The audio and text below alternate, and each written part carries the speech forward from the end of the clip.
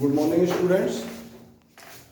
आज का जो हमारा टॉपिक है वो कॉन्स्टिट्यूशन असेंबली पर मीन्स संविधान सभा, राइट। तो आज का जो हमारा टॉपिक रहेगा वो संविधान सभा मीन्स कॉन्स्टिट्यूट असेंबली। ये हिंदी में भी हो गया, इंग्लिश में भी।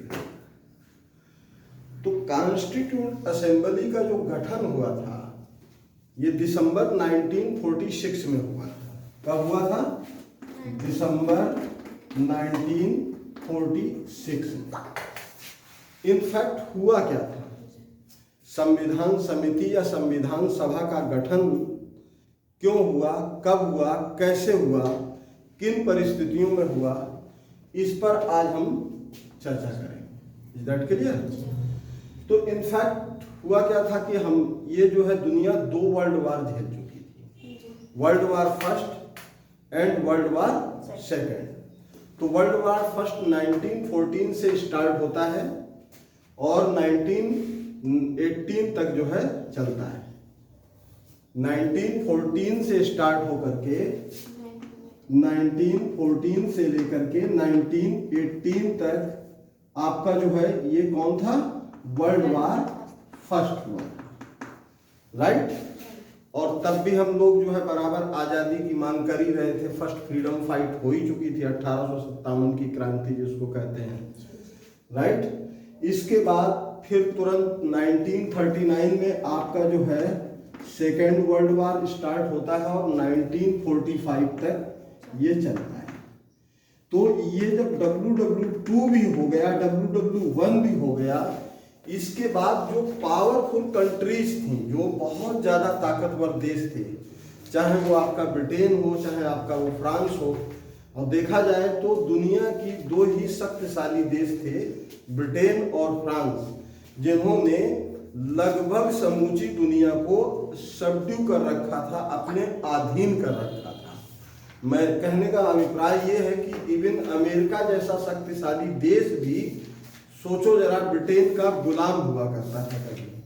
दैट इज अनदर थिंग कि ब्रिटिशर्स ने कभी इस चीज को एक्सेप्ट ही नहीं किया कि इंडिया उसकी कॉलोनी थी या USA उसकी कॉलोनी थी, या मतलब किसी भी देश, जिस देश को उसने अपनी कॉलोनी बनाया। कॉलोनी का मतलब समझते हैं आप लोग? उपनिवेश।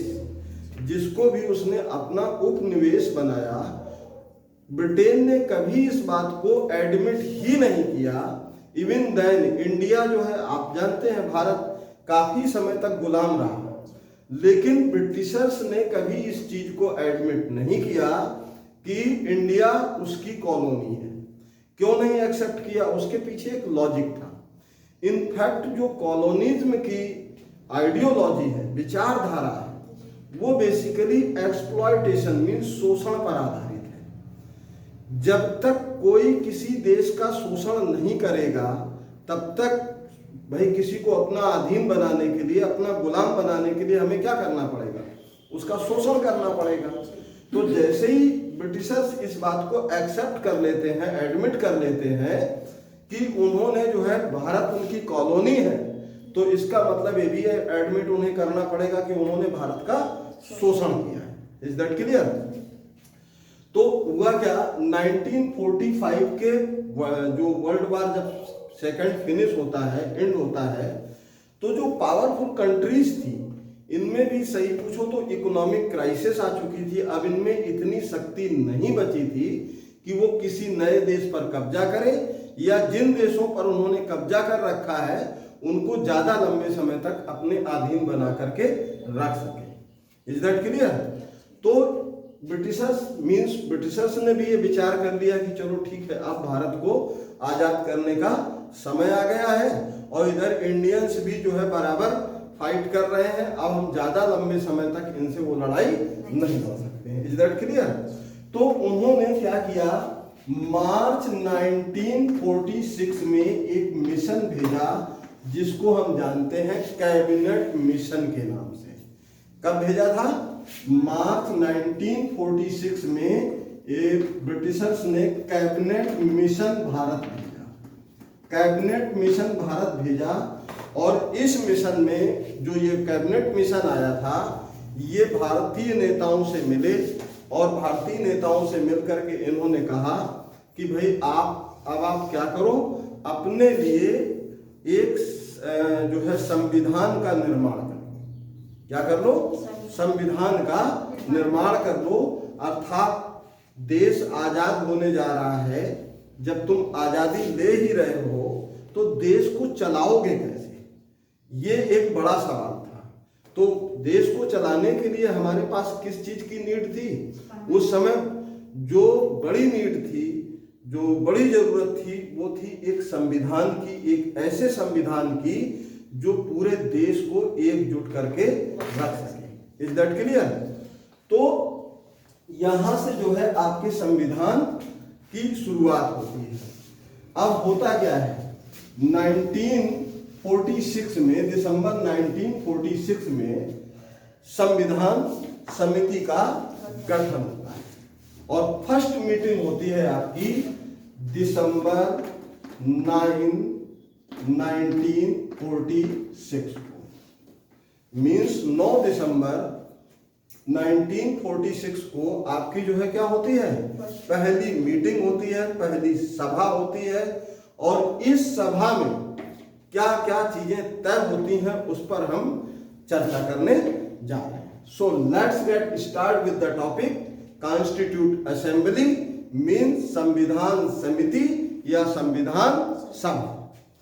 तो ये 9 दिसंबर 1946 को मीन्स 9 दिसंबर 1946 को जब ये संविधान समिति का गठन हुआ, संविधान सभा बैठी, तो इस बैठक में चर्चा होने से पहले, जैसा कि हम लोग सभी जानते हैं, अगर कोई हम असेंबली करते हैं या कोई एक गोष्ठी करते हैं तो उसमें उस गोष्ठी, उस असेंबली का एक अध्यक्ष नियुक्त किया जाता है, राइट?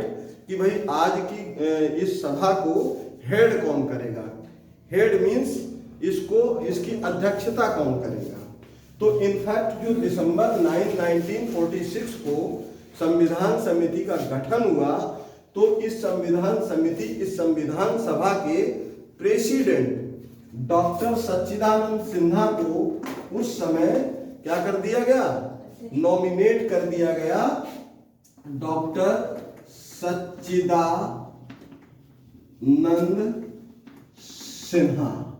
ये क्वेश्चंस आईएएस एग्जामिनेशंस और दूसरी पॉइंट ऑफ व्यू से भी पूछ लिया जाता है। Who was the first president of constitute assembly, mean संविधान सभा का या संविधान समिति का पहला अध्यक्ष कौन था। ये क्वेश्चन चाहे तो नोट डाउन कर लें। कई बार जो है लोग गलती कर देते हैं और सीधे लिख देते हैं डॉक्टर राजेंद्र प्रसाद। जब आपसे ये पूछा जाए कि पहला अध्यक्ष कौन था, तो आंसर होगा डॉक्टर सच्चिदानंद सिन्हा। लेकिन अगर ये पूछा जाए संविधान समिति का अध्यक्ष कौन है या कौन था, तो डॉक्टर राजेंद्र प्रसाद आप कह सकते हैं, because of doctor Rajendra Prasad was elected president of constitute assembly. ये इलेक्टेड थे, जबकि इनको क्या किया गया था, नॉमिनेट किया गया था for the time being, means उस दिन के लिए या फॉर 2, 3, 4 दिन के लिए, कि भाई जब तक कार्रवाई स्टार्ट हो। या इनको हम executive president of constitute assembly भी कह सकते हैं, मींस कार्यवाहक सभापति इनको नियुक्त किया गया था। Is that clear? कार्यवाहक सभापति कह सकते हैं, या अंग्रेजी में लिखना हो तो executive president of constitute assembly कह सकते हैं। तो यहां तक तो चीज क्लियर हो रही होगी ना। तो यहां तक, अब यहां पर जो है इसके बाद अब ये था कि भाई कैसे बनना है। तो भारत में 2 भारत थे उस समय, भारत में भी 2 भारत थे। ये हम बात कर रहे हैं 1946 की। अब आप कहेंगे सर भारत में 2 भारत कैसे थे?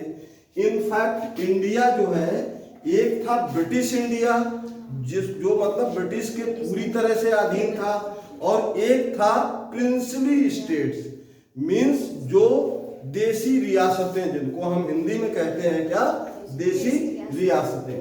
तो इंडिया भी उस समय कितने थे, एक तरह से भारत में भी दो भारत बने हुए थे। एक था ब्रिटिश इंडिया जो पूरी तरह से ब्रिटिश क्राउन के अधीन था, अर्थात ये कह सकते हैं ब्रिटिश क्वीन के अधीन था या ब्रिटिश क्राउन के अधीन था।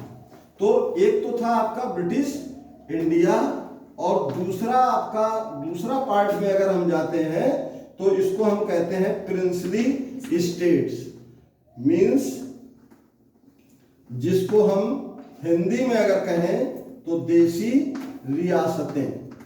क्या थी ये, देसी रियासतें। ये बेसिकली थी तो ये भी ब्रिटिशर्स के अधीन, ये भी जो है ब्रिटिशर्स को ही टैक्स पे करते थे, बट ये जो है पूरी तरह से डायरेक्ट जो है क्राउन के अधीन नहीं, डायरेक्ट क्राउन के अंडर में नहीं आते थे। बाकी टैक्स वगैरह जो है ये पे करते थे, किसको, ब्रिटिश क्राउन को ही पे करते थे। यहां तक तो चीजें क्लियर हो रही हैं। अब इसके मेंबर्स की बात कर लेते हैं। तो इनफैक्ट मेंबर्स कैसे लेने थे, तो जो हमारे कॉन्स्टिट्यूंट असेंबली के जो टोटल नंबर ऑफ मेंबर्स थे, टोटल नंबर ऑफ मेंबर्स का मतलब समझ रहे हैं आप, total number of members of constituent assembly was 389, sorry were 389, 389 members थे। ये 389 मेंबर्स ही क्यों लिए गए, ये भी एक क्वेश्चन मार्क्स है कि भाई उस समय जब कॉन्स्टिट्यूंट असेंबली का गठन हुआ तो इस गठन में इसके जो टोटल नंबर ऑफ मेंबर्स थे वो 389 ही क्यों कंसीडर किए गए, 389 मेंबर्स ही क्यों बनाए गए, कम क्यों नहीं बनाए गए, 10, 20, 50 लोगों से भी क्यों नहीं काम चला लिया गया।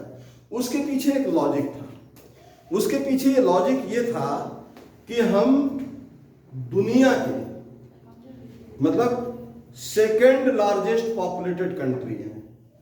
एज इंडियन मींस जो भारत है हमारा वो दुनिया में सेकेंड लार्जेस्ट पॉपुलेटेड कंट्री है। फर्स्ट वन तो सभी जानते हैं, China is first one largest populated country, जबकि हम जो है सेकेंड लार्जेस्ट पॉपुलेटेड कंट्री है। हम दुनिया में जो है दूसरे नंबर पर सबसे ज्यादा जनसंख्या वाले देश हैं, और क्षेत्रफल के आधार पर देखें तो हमारा स्थान 7वें नंबर पर है। कितने नंबर पे है, 7वें नंबर पर है। क्षेत्रफल के आधार पर हम 7वें नंबर पर हैं, और पॉपुलेशन के आधार पर हम सेकेंड लार्जेस्ट पॉपुलेटेड कंट्री। तो इनफैक्ट होता क्या था उस समय, 10 लाख लोगों में एक मेंबर्स जो है इलेक्ट होना था। कितना, 10 लाख लोगों में एक मेंबर होना था, 10 लाख में एक मेंबर, ठीक है। इसको हम अगर लिखना चाहें वैसे तो one member out of 10 lakh population, मतलब 10 लाख की जनसंख्या में एक मेंबर का होना अनिवार्य था। अब ये 10 लाख लोगों में 1 लाख का मेंबर होना अनिवार्य था। तो उस समय 1946 में, अर्थात आजाद भारत से पहले हमारे देश की जो कुल आबादी थी वो 40 करोड़ थी। कितनी थी, 40 करोड़ कुल आबादी थी। ये अनडिवाइडेड इंडिया की हम बात कर रहे हैं, जबकि भारत और पाकिस्तान के बीच डिवीजन नहीं हुआ था। Is that clear? तो यहां तक तो क्लियर हो रहा होगा। अब इसमें जो है ये जो 389 मेंबर्स थे, ये भी जो है कैसे कैसे थे इनको भी आप समझ लीजिए। बेसिकली इसमें जो 292 मेंबर्स थे, 292 मेंबर्स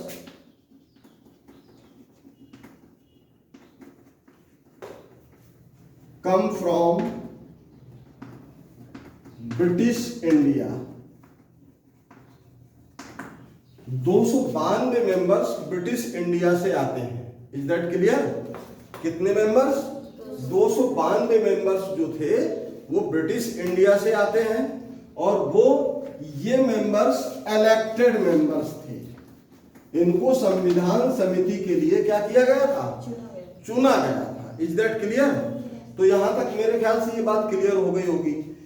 93 मेंबर्स जो थे वो प्रिंसली स्टेट से आते हैं। कहां से आते हैं? देसी रियासतों से। 93 मेंबर्स कहां से आए?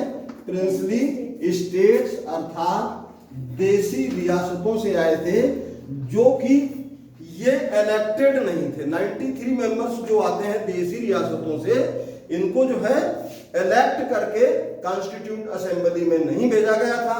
देसी रियासतों में राजाओं ने जिसको अपना प्रतिनिधि, जिसको ठीक ठाक समझा, समझदार समझा, जिसको पढ़ा लिखा माना, उसको नॉमिनेट करके भेज दिया गया था।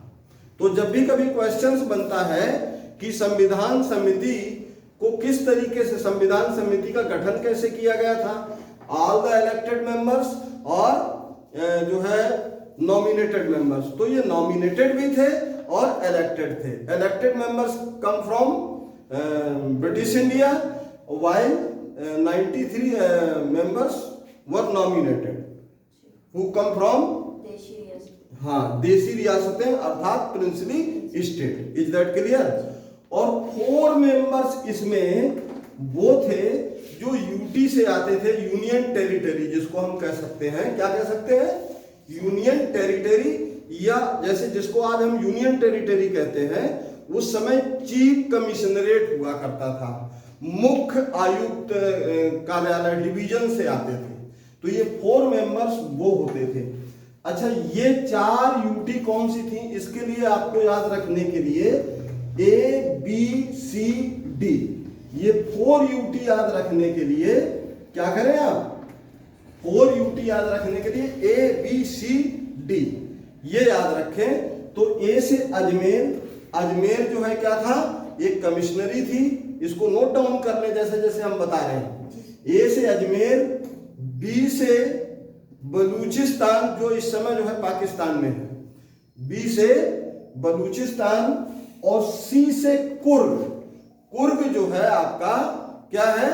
जो इस समय कर्नाटका है, इसको उस समय कुर्ग कहा जाता था। सी से कुर्ग है जो क्या है? कर्नाटका है। और D for Delhi. Is that clear? D for Delhi. तो A for Ajmer means A stand for Ajmer, B stand for Baluchistan, C stand for Coorg जो इस समय कर्नाटका के नाम से जाना जाता है, और डी फॉर दिल्ली। ये 4 यूटी थी या 4 कमिश्नरेट थे जो ये 4 मेंबर्स यहां से आते हैं। इस तरीके से अगर आप टोटल नंबर देखें तो क्या हो जाएगा? 389 हो जाएगा। Is that clear?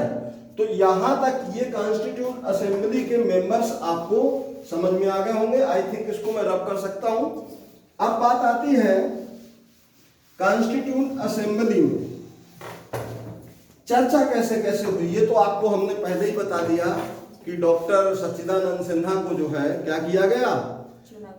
First president के तौर पर इनको एज एग्जीक्यूटिव प्रेसिडेंट को के तौर पर इनको इलेक्ट कर दिया गया। अब इन 389 में जो मेंबर्स थे, इसमें 73 मुस्लिम लीग्स के भी थे। कहां से आते थे? मुस्लिम लीग से थे। अच्छा, हम विमेन एम्पावरमेंट की बात उसी समय से भी करते आ रहे हैं, ब्रिटिश इंडिया से ही बात कर रहे थे, क्योंकि विमेन एम्पावरमेंट की बात कर रहे थे। तो इसमें 15 मेंबर्स जो है इसी में 15 वीमेन मेंबर्स भी हुआ करती थी। कितनी? 15, जिसमें कि जब 9 दिसंबर 1946 को जो मीटिंग हुई, जो सभा हुई, उस सभा में 9 प्रेजेंट रही। कितनी महिलाएं प्रेजेंट रही? 9 मेंबर्स, 9 वीमेन मेंबर्स वर प्रेजेंटेड। कुल जो है 9 महिलाएं प्रेजेंट थी। यहां तक तो क्लियर हो रहा है? सारे पॉइंट्स क्लियर हो रहे हैं? अब इसके बाद होता क्या है? डिस्कशन शुरू होता है। तो डिस्कशन शुरू होने के बीच 9 दिसंबर 1946 को जब डिस्कशन होता है संविधान समिति का, गठन होता है जिसमें 73 मुस्लिम लीग से आते हैं। मुस्लिम लीग वाले बड़े कंफ्यूजन में थे, प्रिंसली स्टेट भी कंफ्यूजन में थे, देसी रियासतें भी क्या थी, कंफ्यूजन में थी कि हमें भारत के साथ मिलना है या नहीं मिलना है, हमें ऐसे ही राज करना है जैसे हम चला रहे हैं। ठीक है, देश आजाद हो रहा है, हो जाएगा, अपने आराम से ऐसे ही चलाएंगे जैसे चलता आ रहा है, हमें क्या करना है भारत में जो है मिल करके। तो वो थोड़ा सा कंफ्यूजन में भी थे। तो इधर ये 73 जो मुस्लिम लीग्स के मेंबर्स थे ये भी बड़े कंफ्यूजन में थे कि यार जब हमें ये डिमांड कर रहे थे पाकिस्तान की, एक अपना इंडिपेंडेंट स्टेट मांग रहे थे बार बार, और इनकी इंडिपेंडेंट स्टेट वाली बात को लगभग ऑलमोस्ट चर्चा का जब वो समझ में आ जाता है, जब चर्चा हो रही होती है, तो बहुत मुस्लिम लीग्स भी बड़े कंफ्यूजन में थे कि जब हम अपना एक स्टेट मांग ही रहे हैं इंडिपेंडेंट, तो हम इनकी कॉन्स्टिट्यूंट असेंबली में क्यों ज्वाइन करें जाकर के। तो 73 मेंबर्स जो थे मुस्लिम लीग्स के इस कॉन्स्टिट्यूंट असेंबली का जो है क्या कर रहे थे, एक तरह से बहिष्कार कर रहे थे, बाइकआउट कर रहे थे। Is that clear? तो इसी चर्चा के विषय में धीरे धीरे आ जाता है आपका 11 दिसंबर 1946 हो जाता है। 11 दिसंबर 1946 को पंडित जवाहरलाल नेहरू क्या करते हैं, Pandit Jawaharlal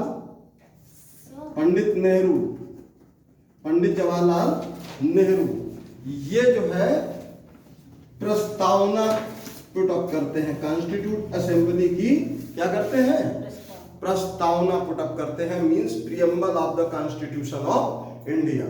you know preamble आपने भी पढ़ा होगा भारतीय संविधान का, और ये तो मैं बार बार कहता रहता हूं कि यदि अगर किसी व्यक्ति को अपने भारत के संविधान को समझना है तो ज्यादा कुछ ना करे, अगर प्रियम्बल को बहुत अच्छी तरीके से समझ ले तो मैं ऐसा मानता हूं व्यक्तिगत रूप से कि मुझे लगता है कि वो व्यक्ति कम से कम 50% कॉन्स्टिट्यूशन ऑफ इंडिया को जान जाएगा। Is that clear? Not less than 50%, even we can say that more than 50% वो भारत के संविधान को समझ सकेगा। Is that clear?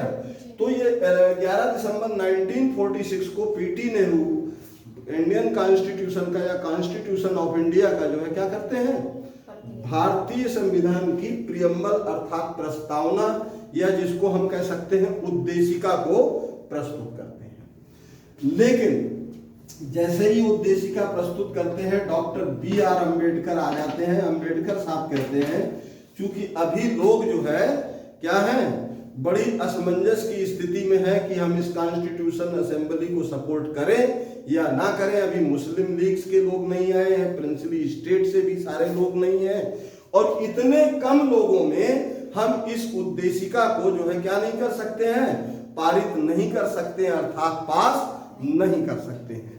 हम करेंगे पास इसको, लेकिन कब करेंगे, थोड़ा सा वक्त देने के बाद। यही कारण है कि 11 दिसंबर 1946 को पीटी नेहरू प्रियम्बल पेश करते हैं, और ये जो है आपकी 23 जनवरी 1947 को ये प्रियम्बल जो है पारित होता है, अर्थात पास होता है, जबकि सारे मेंबर्स इकट्ठे हो जाते हैं।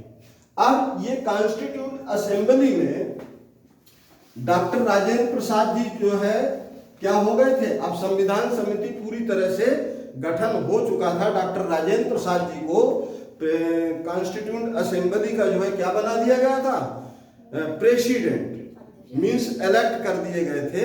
अब जैसे ही प्रेसिडेंट बनते हैं ड्राफ्टिंग कार्रवाई शुरू होती है, तो सबसे पहले बात आती है ड्राफ्टिंग कमेटी के प्रेसिडेंट की बात करते हैं हम। तो doctor B R Ambedkar was nominated as president of drafting committee. Drafting committee के अध्यक्ष के रूप में डॉक्टर BR अम्बेडकर को क्या किया जाता है, चुन लिया जाता है। तो अब बात जब इनके चुन लेने की आती है तो बड़ी हैरानी की बात है कि इनका ये जो है कॉन्स्टिट्यूट असेंबली का जो इलेक्शन लड़े थे डॉक्टर BR अम्बेडकर, वो कहां से लड़े थे, बॉम्बे से लड़े थे। और ये बड़ा दुर्भाग्यपूर्ण रहा कि डॉक्टर BR अम्बेडकर बॉम्बे से चुनाव हार गए। अब आप देखिए जरा, इतना बड़ा आदमी जो एक कॉन्स्टिट्यूट असेंबली में ड्राफ्टिंग कमेटी का जो है एक प्रेसिडेंट तो नियुक्त कर दिया गया और वो कॉन्स्टिट्यूंट असेंबली के मेंबर का चुनाव जो है कहां से हार जाते हैं, हाँ बॉम्बे से चुनाव हार जाते हैं। अब समस्या वहां पर क्रिएट होती है क्योंकि कांग्रेस ने इनको उस समय सपोर्ट नहीं किया था। अगर कांग्रेस सपोर्ट करती तो ये बॉम्बे से चुनाव जीत जाते। Is that clear? तो उसी समय मुस्लिम लीग की सपोर्ट से ये कोलकाता मींस बंगाल से, ईस्ट बंगाल से चुनाव लड़े, ईस्ट बंगाल से चुनाव लड़े और वहां से चुनाव जीत करके ये आए और ये क्या बन गए, कॉन्स्टिट्यूट असेंबली के मेंबर ही नहीं बने बल्कि ड्राफ्टिंग कमेटी के प्रेसिडेंट बने। ये पॉइंट अगर आप चाहें तो नोट कर लें, वैसे वीडियो बन रहा है, वीडियो को भी एक बार दोबारा सुन लेंगे तो भी क्लियर हो जाएगा। अब यहां पर देखिए फिर एक प्रॉब्लम क्रिएट होती है कि बॉम्बे से चुनाव हार गए। ये पॉइंट देखिए बार बार दिमाग में रखिएगा कि 1946 में ये बॉम्बे से कॉन्स्टिट्यूंट असेंबली के मेंबर के तौर पर चुनाव लड़ते हैं और बॉम्बे से चुनाव हार जाते हैं। इनके चुनाव हारने का कारण कौन था, कांग्रेस था। मींस इनके चुनाव हारने के पीछे कौन था, कांग्रेस थी। कांग्रेस ने सपोर्ट नहीं किया, मुस्लिम लीग के सपोर्ट से ईस्ट बंगाल से ये चुनाव जीत करके आते हैं और क्या बन रहते हैं, ड्राफ्टिंग कमेटी के प्रेसिडेंट के तौर पर काम करते हैं। Is that clear? इनका दुर्भाग्य 15 अगस्त 1947 को जो है क्या हो जाता है, देश आजाद हो जाता है और ईस्ट बंगाल जो है किस में चला जाता है, आपका बांग्लादेश बन जाता है।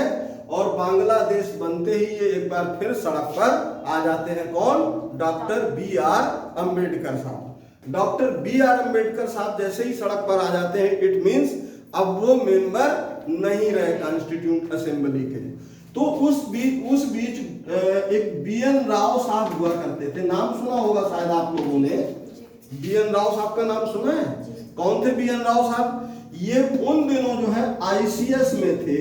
आईसीएस मतलब समझ रहे हैं, इंडियन सिविल सर्विसेज, मींस एक सिविल सर्वेंट थे और बहुत बड़े आदमी थे। उस समय जब हमारा भारत ब्रिटिशर्स के अधीन था तब ये जो है आईसीजे के मेंबर थे, Indian international court of justice, जिसको which is headed by UNO, जो यूएनओ के द्वारा हेड होता है। कौन, आईसीजे के ये मेंबर थे। इतने बड़े आदमी थे बी एन राव साहब। तो बी एन राव साहब ने कहा यार एक बात बताइए, इतनी इंटेलेक्चुअल प्रॉपर्टी उन्होंने किसके लिए कहा, डॉक्टर बी आर अम्बेडकर के लिए। इतनी इंटेलेक्चुअल प्रॉपर्टी चुनाव हार जाती है बॉम्बे से। क्यों हार जाती है? क्योंकि अब यहां पर एक चीज थी, एक फैक्टर था, क्योंकि इंडिया की गुलामी का कारण भी शायद वही रहा, क्योंकि हम लोग जो है जाति में के भेदभाव में बहुत ज्यादा बटे हुए थे, जात पात का भेदभाव के चक्कर में। और चूंकि वो एक ऐसी फैमिली से आते थे जिसको हम जो वर्ण व्यवस्था के अनुसार देखा जाए तो शूद्र परिवार से आते थे, और शूद्र परिवार से आने की वजह से उनको बहुत ज्यादा एक सपोर्ट जो मिलना चाहिए था वो नहीं मिल पाया।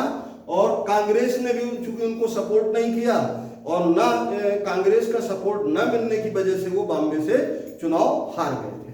तो बी एन राव साहब ने कहा यार ये तो गलत बात है कि मतलब एक ड्राफ्टिंग कमेटी का प्रेसिडेंट भी है वो, और इनको जो है वो कॉन्स्टिट्यूंट असेंबली के मेंबर भी नहीं है, इनको जो है मेंबर बनाना बहुत जरूरी है, नितांत आवश्यक है। तो उन्होंने बी एन राव साहब ने किससे बात की, डॉक्टर राजेंद्र प्रसाद साहब से बात की कि भाई इनको मेंबर आप बनाइए, जैसे भी हो कुछ भी हो। तो डॉक्टर राजेंद्र प्रसाद साहब ने उस समय बीजी खैर से बात की। अब ये बीजी खैर कौन है ये नोट करते जाइएगा। बीजी खैर was prime minister of Bombay, या हम कह सकते हैं he was head of Bombay. ये बॉम्बे के प्रधान थे, या चूंकि प्रिंसली स्टेट के आधार पर देखें, रियासतों के आधार पर देखें तो ये बॉम्बे के जो है क्या थे, बीजी खैर। इनका पूरा नाम है बाल गंगाधर खैर, बाल गंगाधर खैर। इनका अगर पूरा नाम भी लिखना चाहें बीजी खैर का तो बाल गंगाधर खैर इनका पूरा नाम था, और ये बॉम्बे के प्रधानमंत्री हुआ करते थे। इनको कहा गया कि चाहे कुछ भी करें लेकिन डॉक्टर बी आर अंबेडकर को कॉन्स्टिट्यूंट असेंबली का मेंबर बनाना है। और कैसे बनाना है ये आप देखिए।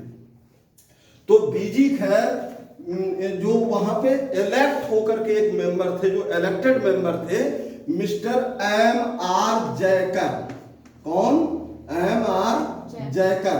तो एम आर जयकर जो है इलेक्टेड मेंबर थे, जो चुने गए थे, जिनको जनता ने इलेक्ट किया था। इनका रिजाइन दिलवा करके सीट खाली करवाई जाती है। किसकी? एम आर जयकर की। एम आर जयकर की सीट को खाली करवा करके डॉक्टर बी आर अंबेडकर को उनकी जगह पर क्या किया जाता है? इलेक्ट किया जाता है। अर्थात एक तरह से कह देंगे कि इलेक्ट किया गया या नॉमिनेट किया गया है उस जगह पर।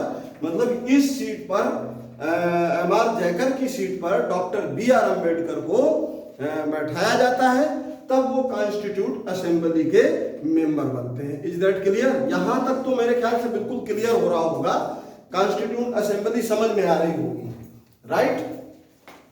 अब इसके बाद होता क्या है, जिम्मेदारी किसने क्या उठाई?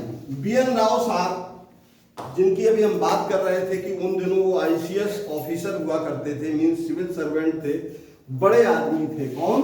बी एन राव साहब। तो ये चूंकि बड़े आदमी थे और उस समय ये आईसीजे के मेंबर थे, इंटरनेशनल कोर्ट ऑफ जस्टिस, उसके जो है क्या थे, ये मेंबर थे। तो जाहिर सी बात है बहुत बड़े आदमी थे, इनकी एडवाइस बड़ी मैटर करती थी। पंडित जी ने इनसे पूछा, नेहरू जी ने, कि भाई एक बात बताइए राव साहब, आप बताइए कुछ करेंगे कॉन्स्टिट्यूट असेंबली में, कुछ मदद करेंगे कॉन्स्टिट्यूशन ड्राफ्टिंग में? तो उन्होंने कहा ऑफ कोर्स बिल्कुल करेंगे भाई, ये तो हमारे देश के लिए और व्यक्तिगत मेरे लिए भी सौभाग्य का विषय है कि हमारा देश आजाद होने जा रहा है, तो हमसे जो बन पड़ता है वो हम करेंगे। अब जब बात आती है कि अगर हमने मान लीजिए कविता चौहान को हायर किया है कि कविता जी मैं आपको एक केस दे रहा हूं, आपको इसको फाइट करना है, फाइट करेंगी क्या? तो कहेंगे कि सर बिल्कुल करेंगे ऑफ कोर्स। तो जाहिर सी बात है कि ये हमारी भी एक सभ्यता है कि हम इनसे ये पूछें कि भाई आप इस केस को फाइट करने के अगेंस्ट में क्या लेंगे, आपकी फीस क्या होगी?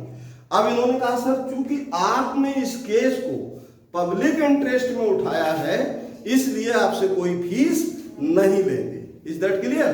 तो बी एन राव साहब ने कहा चूंकि ये हमारे देश के लिए, हमारे लिए सौभाग्य का विषय है और ईश्वर का दिया हमारे पास सब कुछ है, इसलिए हम फीस नहीं लेंगे और हम आपकी जो है कॉन्स्टिट्यूट असेंबली में क्या करेंगे? मदद करेंगे, ड्राफ्टिंग में मदद करेंगे। तो बेसिकली जो हमारा भारत के का संविधान है, उस संविधान का खाका डिजाइन करने वाले या यूं कह सकते हैं कि ब्लूप्रिंट तैयार करने वाले थे डॉक्टर ये बी एन राव साहब। तो सही पूछो तो इसका जो खाका है, इसका जो आकार है, इसका जो ब्लूप्रिंट है, वो किसने तैयार किया है? बी एन राव साहब ने। तो बी एन राव साहब का नाम लिख लीजिए, इन्होंने क्या तैयार किया? Blueprint constitution of India, blueprint of constitution of India. Is that clear? इसका ब्लूप्रिंट किसने तैयार किया? बी एन राव साहब ने। Is that clear? मेरे ख्याल से बिल्कुल समझ में आ रहा होगा, एक एक चीज क्लियर हो रही होगी। इसके बाद बी एन राव साहब के साथ के अलावा अब ये आता है कि भाई संविधान को लिखेगा कौन? ये एक बड़ी समस्या थी। अब किससे लिखवाया जाए जिसकी हैंड राइटिंग बहुत अच्छी हो? तो बहुत अच्छी हैंड राइटिंग के लिए अगर हम बात करें तो यहां पर दो लोगों का नाम आता है जिन्होंने इसकी जो पांडुलिपि है, जो ओरिजिनल हस्तलिखित जो भारत का संविधान है, वो उसमें किसका किसका नाम आता है? तो उसमें आता है प्रेम बिहारी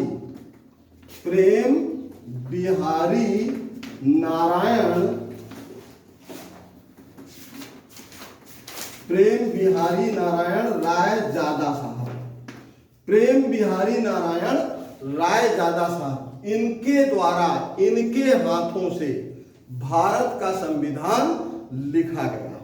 अब इनके द्वारा ही क्यों लिखा गया, तो बेसिकली प्रेम बिहारी नारायण रायजादा साहब के द्वारा इसलिए लिखा गया क्योंकि ये बहुत अच्छे सुंदर हैंड राइटिंग में, मीन्स इटैलिक कर्ली में ये बहुत अच्छा लिखते थे। Is that clear? तो प्रेम बिहारी नारायण रायजादा साहब से जब ये पूछा गया, पंडित जी ने कहा कि भाई आप बहुत अच्छे राइटर हैं, बहुत अच्छा लिखते हैं, आप बताइए आप संविधान लिखेंगे भारत का? तो उन्होंने कहा ये तो हमारे लिए गर्व की बात है और बड़े ही सौभाग्य की बात है कि आपने इस कार्य के लिए मुझे याद किया है। तो प्रेम बिहारी नारायण रायजादा के बारे में अगर हम कहें तो चूंकि इनके माता पिता की मृत्यु बचपन में हो गई थी, चूंकि इनके माता पिता की जो मृत्यु थी बचपन में हो गई थी और इनके दादा और दादी ने इनका पालन पोषण अर्थात नूरिशमेंट किया था।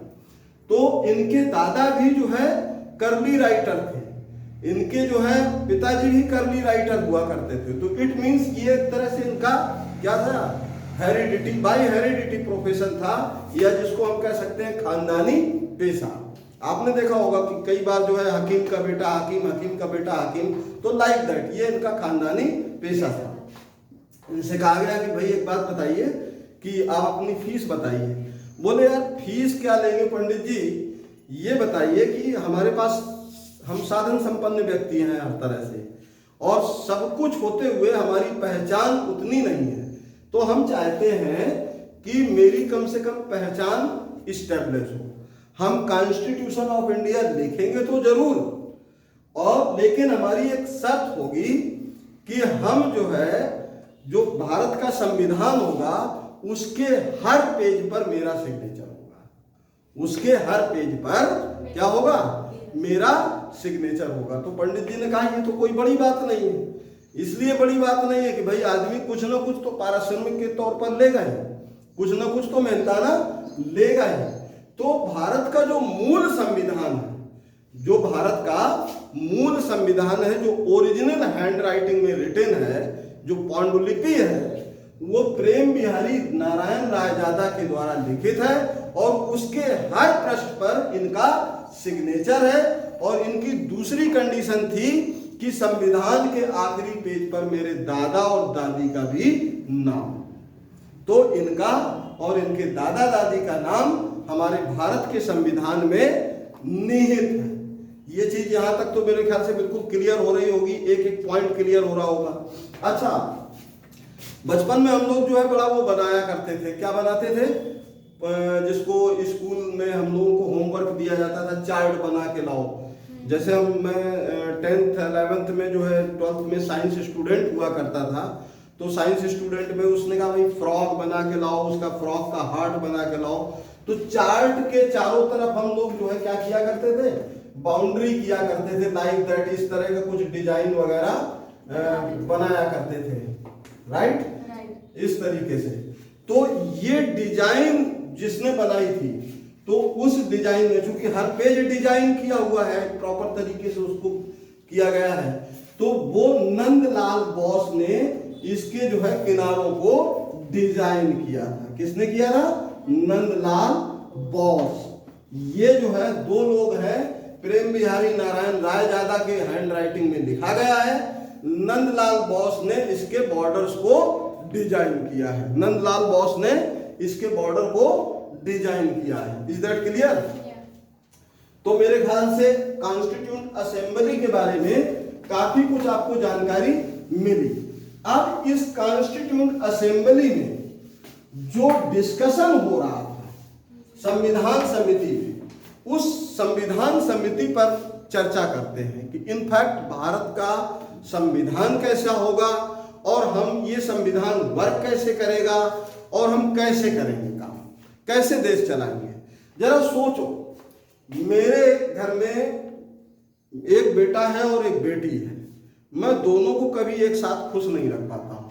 एक पत्नी है, मीन्स कभी पत्नी नाराज तो कभी बेटा नाराज, कभी बेटी नाराज। और आज हम 140 करोड़ की आबादी वाले देश हैं, और इस 140 करोड़ की आबादी वाला देश भी एक संविधान की वजह से ही सिर्फ एकजुट हो जाता है। हमारे आपस में वैचारिक मतभेद रहते हैं, हम बड़ा एक दूसरे पर छींटा कसी कसते रहते हैं लेकिन जब बात देश की आ जाती है तो हम क्या करते हैं, एक ही झंडे और एक ही बैनर तले खड़े हो जाते हैं। क्यों खड़े हो जाते हैं? Because of the constitution of India, भारतीय संविधान की वजह से। अब बात आती है वहां पर जो डिस्कशन का सब्जेक्ट था, तो हमारा जो संविधान है, संविधान में स्वतंत्र लोकतंत्र के 4 स्तंभ हैं। यू नो दैट हमारे संविधान में लोकतंत्र के कितने 4 स्तंभ हैं, जो कि इस प्रकार से हैं। फर्स्ट स्तंभ की अगर हम बात करें तो है हमारा क्या, जुडिशरी अर्थात न्यायपालिका।